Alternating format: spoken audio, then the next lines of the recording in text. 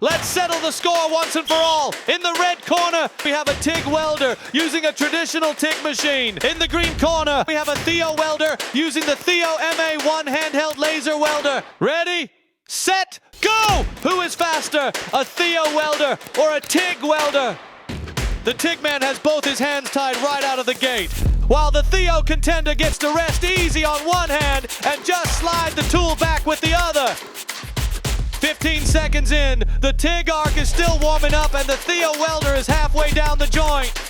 The Theo man can trust that as long as the machine settings are proper, he just needs to maintain the angle of the gun and let the wire feeder set the pace.